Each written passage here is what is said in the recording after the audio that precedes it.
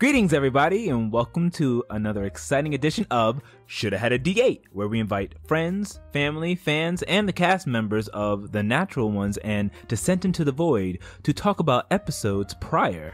And today I have the cast, well, most of the cast, of Descent into the Void. I'm your Taleweaver, Omar, and I would like to welcome up Zeki, who plays Cal. Hey everybody, it's Zektown. Adam, who plays Duran. Hey Internet, roll some dice. Alex, who plays Monaco. What up? And Travis, who plays King. Hello, everyone. Thanks for coming, everybody. So, the season 3 premiere of Descent into the Void, where you found yourselves after you beat the Lich, you went off and to Shimmer Watch to make your way there. Of course, stopping by Beach Bell to pick up your beautiful ship that was gifted to you by Queen Camilla. And you met some old faces. We met Merrick Tybolt. It was fun whipping out that voice again. And then you went on your way.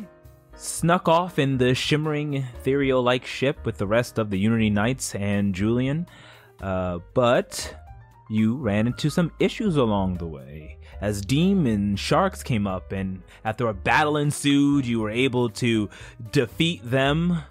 Not sure whether or not they weren't supposed to see you, but they seemed to find you nonetheless. But anyway, you made your way over to Shimmer Watch and met up with the King of Thelos, King Terminus, and went through all these secret doors in the keep, and after he casted a very powerful spell, locked it up, and you were beginning to discuss the possible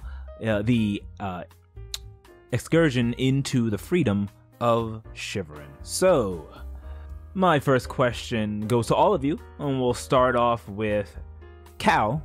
So, Zeki, you all made your way down into Beach Bell to get the ship. How was the experience seeing, once again, Captain Merrick Tybolt, your old buddy who gave you your weapon, as well as getting to drive the Ice Crown?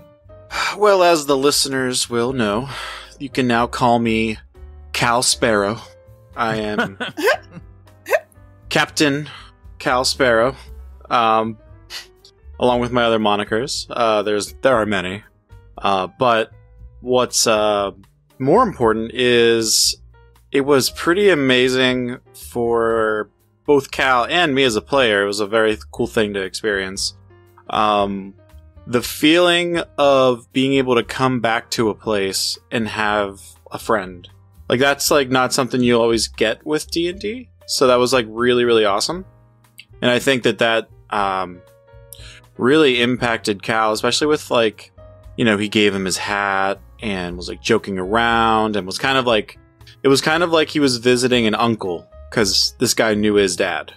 Right. And it's just like one more, like, you know, degree of like attraction for the like learning more about Galilia and everything else that was going on there. Yeah, there was definitely that like mentor, like kindred spirit. And the scene when he gave you the hat was all so touching. Yeah, it was so cool. Go ahead. No, what were you gonna say? No, I'm saying then actually piloting the ship very well. There was some high rolls. Yeah, I made some actual like really, really good rolls, which was surprising for all the ones I roll whenever I attack things. So, so that was refreshing. Good way to kick off the season. I'll say that. Totally was. And of course, who's no friend of the sea who got seasick along the way? King. So my next question goes to you, Travis. King was able to showcase some new magic, altering the winds, pulling a storm-like move, like an X-Men storm, just to make himself feel better and, of course, make the ship go faster. What is going through King just having to, once again, get onto the Ice Crown? I think that King didn't think about it until he was on it, because that's sort of how I felt. I was like, oh, that's right, he's seasick. He doesn't do well on ships. So I think that he sort of deals with it and does as best he can, and the fact that it's like transparent does not help.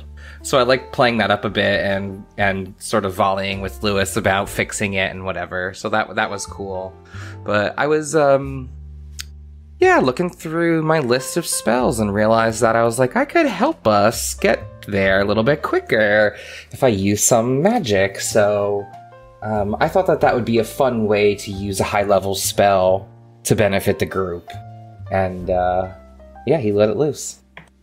Very nice. And I thought about that spell like a long time ago. I didn't know who would take it. I was like, oh, I can't wait till people do some weather-altering spells. So seeing it at the perfect time was actually pretty impressive, because I was like, yeah, if you can make the winds go that fast, and the ship is going to sail like a knife. Yeah. I was like, we got places to go and things to do. Right? Exactly. But that, of course, did not stop the attack as you were seemingly where now it could have been random, could have been planned. Who knows, as those demon hunter sharks came and attacked, knowing exactly where to hit the ice crown, it seemed, as they were trying to get it underneath and use their full swim speed to swim up and ram into it back and forth. So my next question will go to Duran the Gale. So Adam, during that battle, was very rough and tough, and it seems like a Hail Mary move by Duran to fly off and throw his blood in there, hoping that would cause a distraction, which of course it did, letting it so Monako and King can just destroy this creature. What was going through Duran's head at that point, and to make him think of such a thing to do? Well, in Duran's mind, they're demons, they're enemies, they're animals, it's all the same. And he knows from, his time back on the top layer when pickings were slim for eating, you have to eat what you can. And I imagine they ate whatever. And in my mind, Duran would know sharks, and sharks go for blood. They're shark demons. It made sense. And outside of that, to me, the player, Adam, whenever DM gives you a hook like that, they give you a world with a bunch of resources. And one of the fun things about being a not caster is that you really get to kind of sit down, look at all the gifts the DM is giving you with setting, the environment, the fight, and try to see what tools the DM's giving you to play with there. And I was like, Omar's given us this kind of enemy to fight.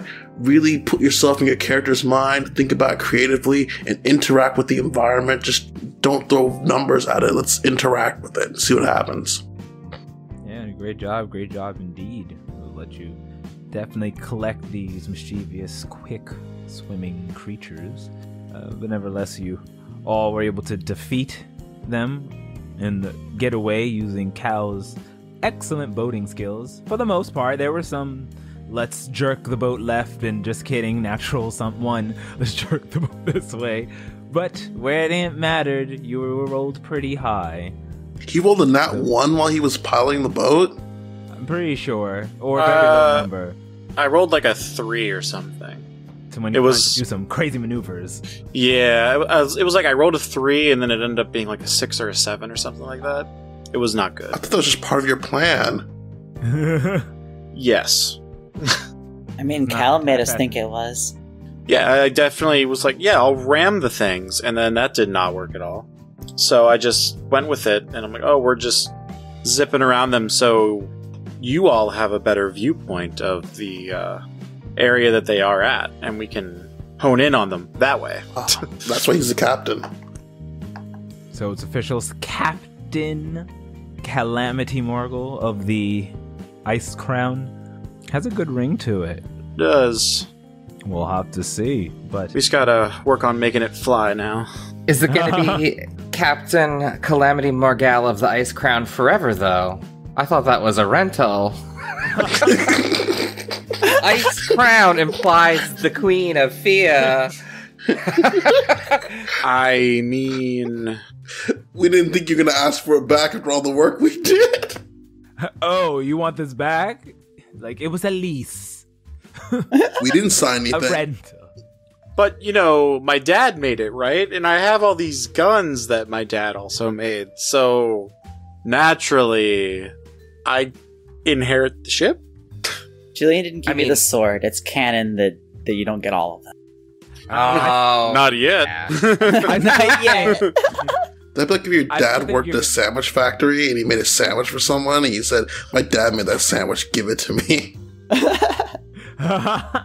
I still think that you're going into a battle with Julian, and then he's gonna die, as he almost did. And he's gonna be like, well, we could use this diamond, or we can let him rest in peace. Balance. You know, we don't want people coming back to life, so... He's had a nice long run. We only have the one diamond. Oh my goodness, Your Majesty, I'm sorry. The ice crown, we crashed it. As you can see, there's nothing in the bay. No, Omar is a good DM, and he'll make it so that I have to choose between, like, Horatio and Julian, and then I obviously have to pick Horatio. I mean, I don't know. According to Last Shot 8, he don't like you. I know, so it'll be, like, a very heavy decision for me to make. Extra dramatic. Cal is gonna be thinking about, like, do I really like Horatio that much? Damn. What does Julian look like? Because this whole time I've kind of just imagined him as being like D from Vampire Hunter D. Oh, Julian's short, so he's armored. He's a Remember, dwarf. Julian's like a short brown hair, like dwarven man. Oh, huh. Oh, he's a dwarf. Well, no, I- actually, well, yeah, yes, dwarf. He's a short dwarf. dwarven man. He's yes. a dwarven. Yes. I pictured Julian from Trailer Park Boys. That's just what I was going Oh with. my goodness. Oh no, he's like a heavy armored, Yeah, I can Like- totally like- see that. mid-30s dwarven gentleman, very handsome, with, like brown hair, matching up. Okay. He couldn't have been that handsome. No one mentioned it. I mean, I know I mentioned it. I mean, he was kind of a dick, but he totally went up to you guys. Is he still around? Yeah. I mean, you after that, you guys went off. Yeah. Met with King Terminus, finally docking. Very good job with the docking. Had you rolled low, you would have done damage to the Ice Crown. Then again, it has a shield, so. But it would have been like a moment. But you rolled pretty well on there. You met King Terminus, and he was happy to see you. Though, it seems like, according to whispers from Julian, that someone on the inside might know. It could be someone next to King Terminus, it could be someone in the Liberators, or it could be well, Julian doesn't think it's any of his men, but he's never too cautious and thinks anyone, except for Cal, it seems. They have like a kindred spirit being bearers of Galilia's artifacts. Fuck my drag, the fucking holy priest among y'all, and got no connection. No, it's cool. It's okay. I don't know, you're corrupted god now. with- I don't know if we can trust you. It's Don't okay. bring that up. No, it's okay. You can be part of the Forsaken with me. We'll be unwanted Yeah. together. That will drive them closer again. After everything, then Monaco and King are destined to be best friends. They just had a little hump, now they'll just get over it together. Chucky and I are friends again. Oh my goodness. But yes, you were told that there was a spy amongst you. So, all of you, at some point, will let known this, but I'm not sure. Did he? No, actually, only person who knows that right now, well, actually, no. Cal, you did tell everybody, right? At some point? Cal's the Julian- master of secrets. Oh, Yeah, or- which secret are you asking about? Well, when Julian went up to you and said that someone's not be trusted, and it could be, Oh, I haven't told anybody. yeah. So none of you know. So none of you in character can answer that question. But Alex, thoughts on after hearing meta? This is all meta, of course. That there's possibly a spy, or it could be that just the sharks were searching for you. What were your thoughts on that? Oh, the sharks could smell her cooking from that far away. The boat's rocking, so the soup gets in the water. They could smell the blood that far. Why not, right? Right. They could have, they just could have wanted some soup. But my Could've- question, We could have avoided this whole situation. or I just dumped the soup in the water and it would have been fine. No, I What? worked Dump hard the on it. soup? We gotta kill them sharks. So for Monaco, what is it like being back on the Ice Crown, or like at least heading back to Fia, or I mean Shiverin after all this time? Oh man, it's like, I mean, she tried to talk to Duran about that, didn't she? And he was Yeah. like super harsh. He was super harsh. Exactly. Duran and Nako had such the moment there. I don't think she's totally ready to do what it takes. But maybe after doing all that, actually, yeah, no, after all this hardcore shit we've been through, it's time to do it. She's stealing herself. I mean, after like that horrible ooze thing in the past, and like all the nearly dying of everyone, and like, yeah, things have been pretty bad. I think at this point we can come back and like knock this one out. But then going back to Hiei, I know. So you had that moment. I know. Duran when explaining about Hiei, and Duran just like doesn't want to hear nothing. I was like, "You gonna pull that trigger? You better pull that trigger." Yeah, he's like, you better be able to do it. And at the same time, it's like, what? Was it easy for him to just kill his brother like that? And apparently it was, right? Well, then I guess you could bring that up. Shooting back over to Duran. So, question: Duran at that point, I think, was Valkyrie Duran turning into like what he currently was before the shattering. Would you agree to that, or was Duran more? What are your thoughts? Oh, that's good. The shattering, yeah. We'll just call the Shattered Duran.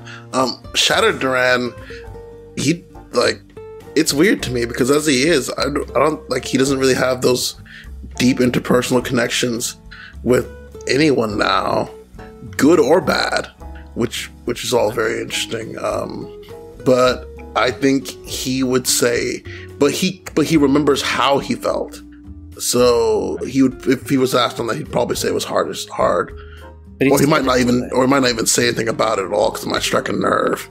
He might get frustrated about it. That's a good one to do. Will Shattered Duran would Shattered Duran grow into a new person, or will you be able to return Duran? That'll be interesting to see how it unfurls. But in any case, as you were saying, Alex. Oh, I mean, knocking out a lich is it's a show of the power that you've gained magically and like personally strength. But confronting someone from your past is never easy. Oh no! And it doesn't matter how much you've grown. People have a way of turning back into the people they were around the people they know. And, it's a matter of the other circumstances of whether or not you can get out of that, Because you can fall into a rut for sure. Yeah, I am totally excited to see when Minako was approached by Hiei, because remember, Minako froze, and of course Minako and Duran had that whole discussion when Minako admitted that during the North Throw. So seeing that again situation, now don't tell me you can predict on how you would act or how you would feel Minako, but I feel like would Minako freeze again, or would she rise up? Plus she was alone, and now she, at that time, even in the North Throw, because you were by yourself in that lane, but now you have, hopefully you'll have all your friends by your side. I mean, I have no idea what's going to happen, though. I mean, she's undergone some growth, some personal growth in the time. There's some events, some of that certain magnitude that encourages such character growth. So, I there's a good chance that she'll actually stand forward this time. But whether or not it'll stay up in the face of that, or she'll need her friends, I think that's a matter of the roles. Yeah. I feel like this is so anime that you can go through so much character growth in like 2 weeks. Yeah, right. And just become a completely different person, or so much more of an evolved person. But that's the thing. Like, it has only been a few weeks.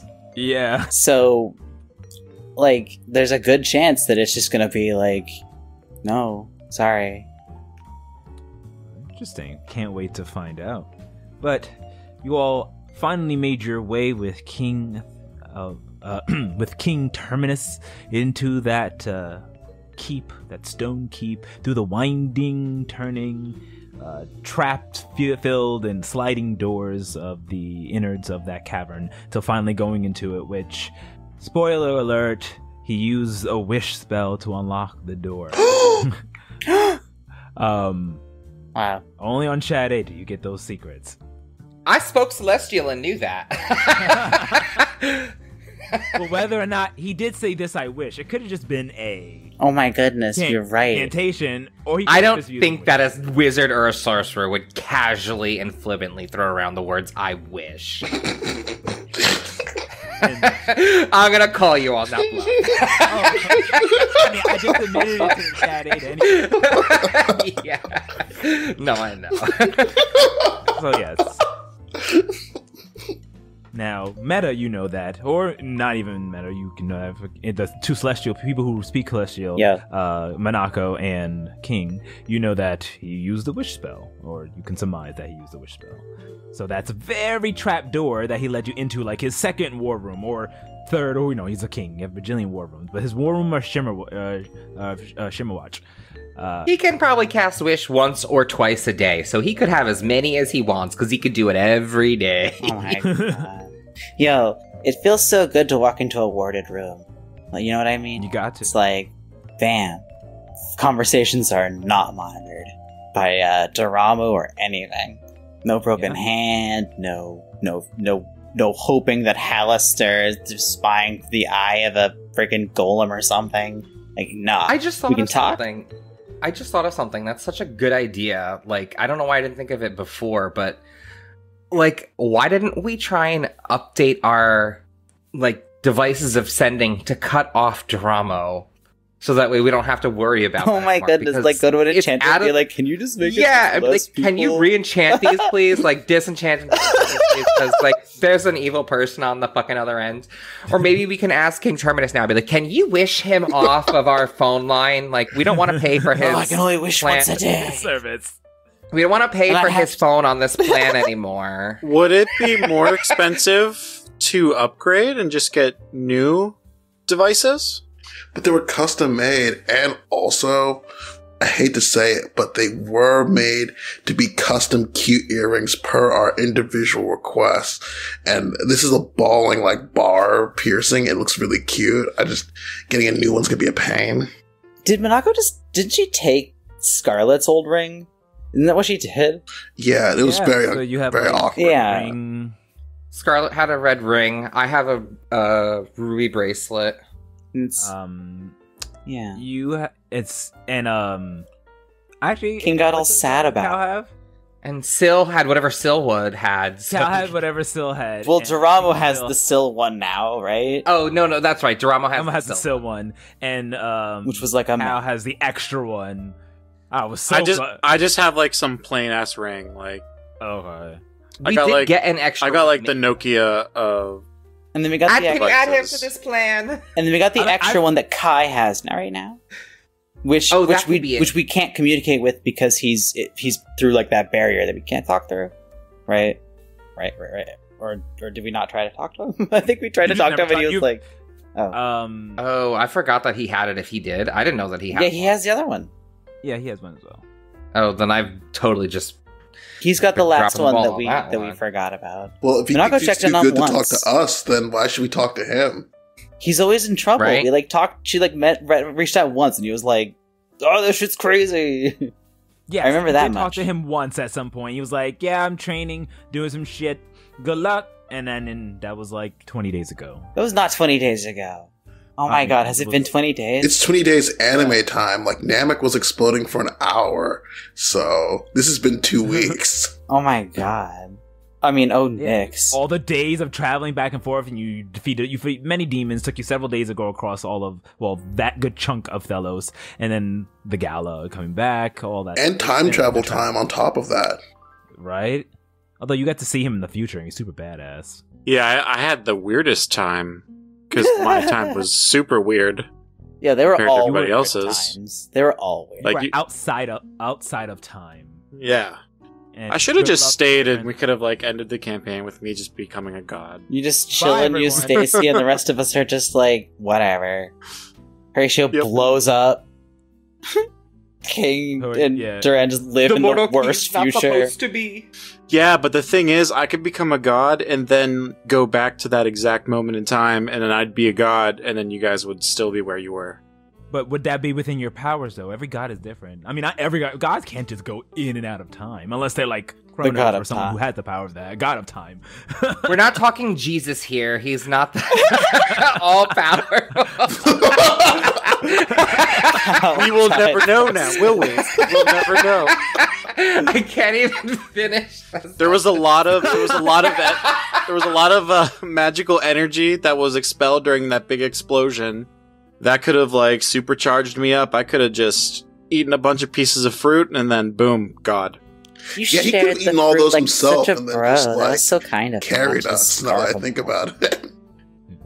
I will tell you that if you would, I was hoping you would have like picked from the fruit, and then would have rolled, and you would have been caught by one of the gods, and it would have been a whole other damn counter to introduce the other gods, but you didn't sneak the fruit, so. I should have. But anyways. But in the any level. case, What about the level? but you got the level from that. That was good. We did. Yeah, we did get the level. At least you got a little taste of it. But I could have in got any like case- 20 levels. A bag of holding. Hell's ass. Well, with King Terminus locking the room again, and you all, and then of course him being knowledge that there may be spies among us, became a very tense scene as we had faded away, ending with possibly there's a spy among you. Is it within the Liberators? Or, as you've all had tension before, is it within the Unity Knights that are underneath Julian? Is it Julian himself? Could it possibly be the great Merrick Tybolt, or someone within King Terminus' court? Or just not at all, and they just happened to find you, even though you were It's invisible? deja vu. It's Cal. Cal's the master of secrets. He's keeping more secrets from us. What secrets could I be keeping? See what I mean? Who knows? I think that we're inadvertently giving away our position. Like we've been tagged or marked, and we don't realize it in some way. I think it's the sword. The Reflect chaos blade. Oh my goodness. Yo. Oh, that's a If it's- fucking. If it's just like a fucking magnetic beacon of fucking chaos, sorry for the expletives, but it's necessary. This is very dire. This could like give away our position forever.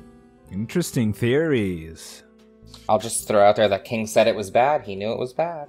I'm just gonna throw it out there that the DM was very silent whenever I made that Just conspiracy. watching. I love listening to your theories and conspiracies.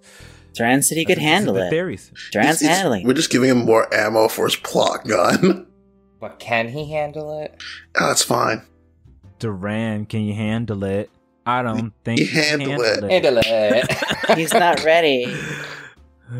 Well, and with those final predictions in, we'll find out, and exciting as we continue. So, once again, thank you everyone for joining. Thank you to the fans. Thank you to our Patreons. Thank you to the amazing cast. Remember, from the first chapter to the last page, we love you. Be kind to one another, and we will see you next time. Goodbye, everybody.